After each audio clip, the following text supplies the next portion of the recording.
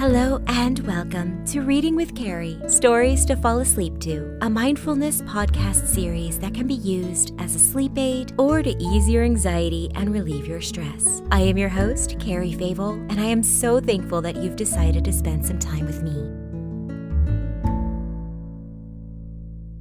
I have a little bit of a house cleaning announcement. First, I want to thank everyone for your support and your continued listening of this podcast. I really do believe in the message that I'm helping to spread, and I also just love telling stories. That being said, while I will finish out Season 3 and we will reach 100 episodes, the podcast will take another hiatus before we return for Season 4. I'm not sure if the hiatus will be forever and we'll leave this at 100 episodes, or if I will come back, 6 months, maybe another year. So what really happened is that I realized I am doing too much and I'm spreading myself too thin, and therefore I'm not excelling in any one space. So I do think that this podcast is successful, that there are listeners out there, and it means so much to me truly. But my dream has always been to be an entertainer, and I visualize that through voice acting. I recently had a very serious crack in my mental health a few days ago, actually, and it made me stop and think about things, which is hard for me to say because I always stop and think about things. I am always overthinking. But I stopped in a more responsible way, and I got a vocal career strategist coach, and we had a great talk, and I'm going to go for it. And I always felt like I was going for it, but I was going about it in a comfortable way, in a comfortable manner, without pushing myself too far out of what I felt as comfortable. And so it's an expense. I'm going to be getting a brand new commercial demo, and I'm going to make an official narration demo, both professionally produced. Right now I have what I call like a showcase, which is something that I put together. And my commercial demo was an economic decision back in the day, and it shows. So all of that being said, I have worn myself thin, and I always talk about self-care and self-love and being kind to yourself, but I'm not practicing it. I am in some ways. I have been so much kinder to myself now than I have been before I started this podcast, but I'm not really taking what I'm saying to heart. All that being said, I need to be more strategic in what I spend my time and energy on. And so while I love this podcast, and I do feel like I could pick it up at some point down the line, my focus needs to be on my career, on getting my name out there, on networking, getting more business. So, as I said, I am a woman of my word. What are we if we are not our promises? So I will continue to tell these stories, but I'm planning on recording them in bulk so that I can schedule them out. So you will have them, but there won't be any more house cleaning announcements because they'll be all in the same day, or mostly, probably broken out into 2 days. So you won't really notice a difference, but I just wanted to let you know that that is what's happening going forward, because you deserve to know. I love this podcast, but because I love it, I'm trying to give it more attention, time, money, advertising, and that's just not the right placement for my schedule at this point. I would love to see this podcast join a network and really be picked up and grow into something beautiful. But that doesn't need to happen right now. I would hate to lose you as a viewer, as a listener, by waiting. But I noticed, even through my hiatus, that people will listen to these stories when they want to and when they need them. I really care about you, listener, but I have to show myself that I care about myself too. That being said, I am not going anywhere. In fact, hopefully I'll be even more socially available. I am on all social media as Cari Favole. I have a YouTube channel, Cari Favole. I have another channel, Cypress. I don't post on either one too regularly, but I think I'm going to pick up the Cypress one as a hobby, not as a career. I have to make that distinction. All of my hobbies have been career-driven, and that is also not healthy. And I I also am still on TierTwo Works, which is a gaming channel that I run with my sister, and my niece is going to join to help kind of take off a little bit of the burden off of me as well. So I'm really excited about what the future holds, even though for the short duration at least, it won't be this podcast. I do see this podcast returning at some point in the future, but I'm not going to rush it. Sorry for that long-winded piece, but I feel like it needed to be said the moment I felt it. I am all about honesty. So today's episode is on the Chinese zodiac horse. Horses are full of energy, albeit a bit too much. Both studious and athletic, they are strong believers of chasing after dreams. Rather than wealth and fame, happiness is what motivates them. They expect others to operate at the same speed as them and don't understand why others can't. Their personality traits include being warm-hearted, enthusiastic, and positive. As they are lively and active, running in broad areas, so it is also the symbol of independence and freedom. Today's validation space comes from familydoctor.org. The myth: when someone develops a mental health problem, they will have it for the rest of their lives. They will never recover. Fact: mental health doesn't stay the same. It goes up and down over the course of your life. Many factors can influence how you feel. If any of these factors change, your mental health can change. With treatment, many of the problems you may develop are temporary. A good treatment plan will help you work through the problem and recover. This doesn't necessarily mean the problem has gone away, but you can find a way to live with it and still be a productive member of society. At the same time, feeling better might not mean you're cured. You may have to continue with your treatment plan even after you feel better. Some mental health problems never go away. These usually are more serious conditions, such as schizophrenia and bipolar disorder. But some cases of depression and anxiety are temporary and go away after treatment. And before we begin, let's start with a brief mindfulness exercise. Close your eyes and take a posture that is relaxed, taking care to keep your back and neck in alignment. As you get situated, really notice your body, feeling the weight of your body on the chair, the bed, the floor, or wherever you may be in this moment. Notice the position of your feet and any sensations you can feel with them. Locate your legs and the blunt pressure on whatever seat you are on. Feel any sensations in your arms and make sure your shoulders are soft. Where are your hands resting? What are they feeling? Acknowledge any tension that you feel in your muscles and allow your body to express itself, being present in the moment. Just be aware of the tension or whatever may be happening in your body. Simply note the communication with a simple thought of, I hear you, that's how it is right now. Bring your focus to your breath, but don't alter it in any way. Just feel your body's natural rhythm as you inhale and exhale. Feel the oxygen enter your lungs, that slight hitch between inhale and exhale, and the sensation of the air exiting your lungs with another micro moment between breaths.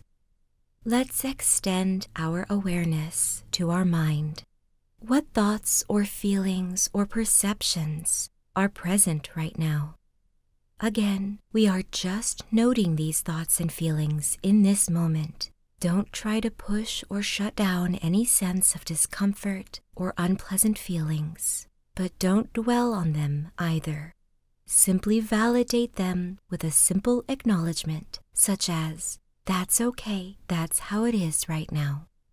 Keeping the connection you have with your body, reach your hands above your head, stretching your arms. Tense up the muscles as you breathe in and hold them in place for just a moment. And now, as you release the breath, relax your muscles and place your arms back to where they were resting comfortably before. Let's repeat this once more. Raising your hands above your head, tense your muscles in your arms and shoulders as you breathe in and hold the position as you hold your breath for just a short count of 4. Then release your breath as you release your muscles and rest your arms back to where they were. Now focus back to your breathing and notice how you can relax by taking slow, deep breaths in and releasing your breath slowly out. Breathe in, hold your breath, and breathe out slowly. Breathe in and out. Keep breathing deeply, gently, and slowly. Now notice your whole body as being present. Be aware of every part at once, as best you can, as you continue to softly and deeply breathe in and out. If you are preparing yourself for bed, continue to breathe in and out, and just listen to my voice, but do not follow. If you need to ready yourself to get back to your day, then let us now widen our spatial awareness by using our other senses. What sounds do you hear in the room other than my voice? Are there any smells you can recognize?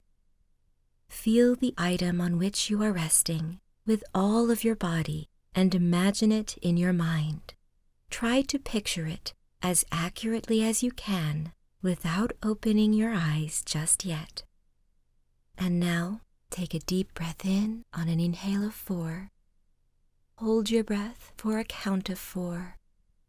And on an audible sigh, release your breath as you open your eyes and fully come back. And now, here's the story. The Dunhorse by George Bird Grinnell. Many years ago, there lived in the Pawnee tribe an old woman and her grandson, a boy about 16 years old. These people had no relations and were very poor. They were so poor that they were despised by the rest of the tribe. They had nothing of their own, and always, after the village started to move the camp from one place to another, these two would stay behind the rest to look over the old camp and pick up anything that the other Indians had thrown away as worn out or useless. In this way, they would sometimes get pieces of robes, worn-out moccasins with holes in them, and bits of meat. Now it happened one day, after the tribe had moved away from the camp, that this old woman and her boy were following along the trail behind the rest, when they came to a miserable old worn-out Dunhorse, which they supposed had been abandoned by some Indians. He was thin and exhausted, was blind of one eye, and had a bad sore back, and one of his forelegs was very much swollen. In fact, he was so worthless that none of the Pawnee had been willing to take the trouble to try to drive him along with them. But when the old woman and her boy came along, the boy said, "Come now, we will take this old horse, for we can make him carry our pack." So the old woman put her pack on the horse and drove him along, but he limped and could only go very slowly. The tribe moved up on the North Platte until they came to Courthouse Rock. The two poor Indians followed them and camped with the others. One day, while they were here, the young men who had been sent out to look for buffalo came hurrying into camp and told the chiefs that a large herd of buffalo were near, and that among them was a spotted calf. The head chief of the Pawnees had a very beautiful daughter, and when he heard about the spotted calf, he ordered his old crier to go about through the village and call out that the man who killed the spotted calf should have his daughter for his wife. For a spotted robe is TierTwo Works, big medicine. The buffalo were feeding about 4 miles from the village, and the chiefs decided that the charge should be made from there. In this way, the man who had the fastest horse would be the most likely to kill the calf. Then all the warriors and the young men picked out their best and fastest horses and made ready to start. Among those who prepared for the charge was the poor boy on the old Dunhorse. But when they saw him, all the rich young braves on their fast horses pointed at him and said, "Oh, see, there is the horse that is going to catch the spotted calf," and they laughed at him, so that the poor boy was ashamed and rode off to one side of the crowd, where he could not hear their jokes and laughter. When he had ridden off some little way, the horse stopped and turned his head round and spoke to the boy. He said, "Take me down the creek and plaster me all over with mud. Cover my head and neck and body and legs." When the boy heard the horse speak, he was afraid, but he did as he was told. Then the horse said, "Now mount, but do not ride back to the warriors, who laugh at you because you have such a poor horse. Stay right here until the word is given to charge." So the boy stayed there. And presently all the fine horses were drawn up in line and pranced about, and were so eager to go that their riders could hardly hold them in. And at last the old crier gave the word, "Luha! Go!" Then the Pawnees all leaned forward on their horses and yelled, and away they went.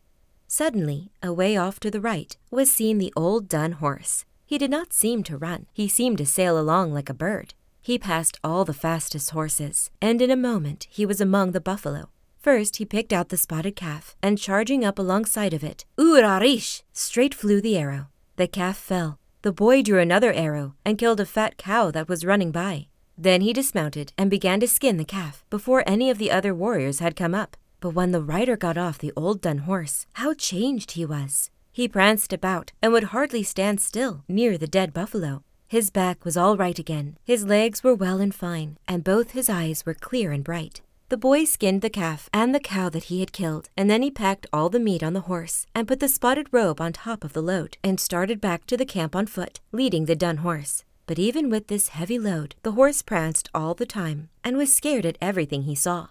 On the way to camp, one of the rich young chiefs of the tribe rode up by the boy and offered him 12 good horses for the spotted robe, so that he could marry the head chief's beautiful daughter. But the boy laughed at him and would not sell the robe. Now, while the boy walked to the camp leading the Dunhorse, most of the warriors rode back, and one of those that came first to the village went to the old woman and said to her, "Your grandson has killed the spotted calf." And the old woman said, "Why do you come to tell me this? You ought to be ashamed to make fun of my boy because he is poor." The old warrior said, "What I have told you is true." And then he rode away. After a little while, another brave rode up to the old woman and said to her, "Your grandson has killed the spotted calf." When the old woman began to cry, she felt so badly because everyone made fun of her boy because he was poor. Pretty soon the boy came along, leading the horse up to the lodge where he and his grandmother lived. It was a little lodge, just big enough for two, and was made of old pieces of skin that the old woman had picked up, and was tied together with strings of rawhide and sinew. It was the meanest and worst lodge in the village. When the old woman saw her boy leading the Dunhorse with the load of meat and the robes on it, she was very surprised. The boy said to her, "Here, I have brought you plenty of meat to eat, and here is a robe that you may have for yourself. Take the meat off the horse." Then the old woman laughed, for her heart was glad. But when she went to take the meat from the horse's back, he snorted and jumped about, and acted like a wild horse. The old woman looked at him in wonder, and could hardly believe that it was the same horse. So the boy had to take off the meat, for the horse would not let the old woman come near him. That night the horse spoke again to the boy and said, "Watiesh, watihish, chararat wata.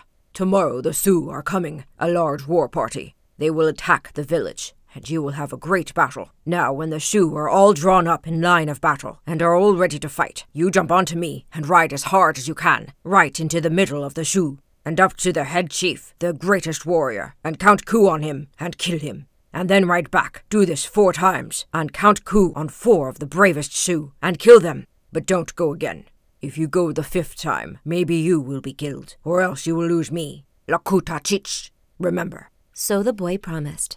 The next day it happened as the horse had said, and the Sioux came down and formed in line of battle. Then the boy took his bow and arrows, and jumped on the Dunhorse, and charged into the midst of them. And when the Sioux saw that he was going to strike their head chief, they all shot their arrows at him, and the arrows flew so thickly across each other that they darkened the sky. But none of them hit the boy. And he counted coup on the chief and killed him, and then rode back. After that he charged again among the Sioux, where they were gathered thickest, and counted coup on their bravest warrior, and killed him, and then twice more, until he had gone 4 times, as the horse had told him. But the Sioux and the Pawnees kept on fighting, and the boy stood around and watched the battle. And at last he said to himself, "I have been 4 times, and have killed 4 Sioux, and I am all right. I am not hurt anywhere. Why may I not go again?" So he jumped on the Dunhorse and charged again. But when he got among the Sioux, one Sioux warrior drew an arrow and shot. The arrow struck the Dunhorse behind the forelegs and pierced him through. The horse fell down dead, but the boy jumped off and fought his way through the Sioux and ran away as fast he could to the Pawnees.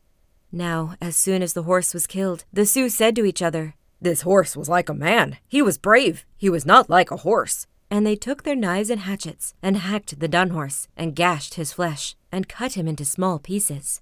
The Pawnees and Sioux fought all day long, but toward night the Sioux broke and fled. The boy felt very badly that he had lost his horse, and after the fight was over, he went out from the village to where it had taken place to mourn for his horse. He went to the spot where the horse lay and gathered up all the pieces of flesh which the Sioux had cut off, and the legs and the hoofs, and put them all together in a pile. Then he went off to the top of a hill nearby and sat down and drew his robe over his head and began to mourn for his horse. As he sat there, he heard a great windstorm coming up, and it passed over him with a loud rushing sound. And after the wind came a rain. The boy looked down from where he sat to the pile of flesh and bones, which was all that was left of his horse, and he could just see it through the rain. And the rain passed by, and his heart was very heavy as he kept on mourning. And pretty soon came another rushing wind, and after it a rain. And as he looked through the driving rain toward the spot where the pieces lay, he thought that they seemed to come together and take shape, and that the pile looked like a horse lying down. But he could not see well for the thick rain. After this came a third storm like the others, and now when he looked toward the horse, he thought he saw its tail move from side to side 2 or 3 times, and that it lifted its head from the ground. The boy was afraid and wanted to run away, but he stayed. And as he waited, there came another storm, and while the rain fell, looking through the rain, the boy saw the horse raise himself up on his forelegs and look about. Then the Dunhorse stood up. The boy left the place where he had been sitting on the hilltop and went down to him. When the boy had come near to him, the horse spoke and said, "You have seen how it has been this day, and from this you may know how it will be after this. But Tirawa has been good, and has let me come back to you. After this, do what I tell you, not any more, not any less." Then the horse said, "Now lead me off, far away from the camp, behind that big hill, and leave me there tonight, and in the morning come for me." And the boy did as he was told. And when he went for the horse in the morning, he found with him a beautiful white gelding, so much more handsome than any horse in the tribe. That night the Dunhorse told the boy to take him again to the place behind the big hill, and to come for him the next morning. And when the boy went for him again, he found with him a beautiful black gelding. And so for 10 nights he left the horse among the hills, and each morning he found a different colored horse, a bay, a roan, a gray, a blue, a spotted horse, and all of them finer than any horses that the Pawnees had ever had in their tribe before. Now the boy was rich, and he married the beautiful daughter of the head chief, and when he became older, he was made head chief himself. He had many children by his beautiful wife, and one day when his oldest boy died, he wrapped him in the spotted calf robe and buried him in it. He always took good care of his old grandmother and kept her in his own lodge until she died. The Dunhorse was never ridden except at feasts and when they were going to have a doctor's dance, but he was always led about with the chief wherever he went. The horse lived in the village for many years until he became very old, and at last he died. Thank you for listening. I welcome you back anytime you may need to hear a comforting voice or a familiar bedtime story.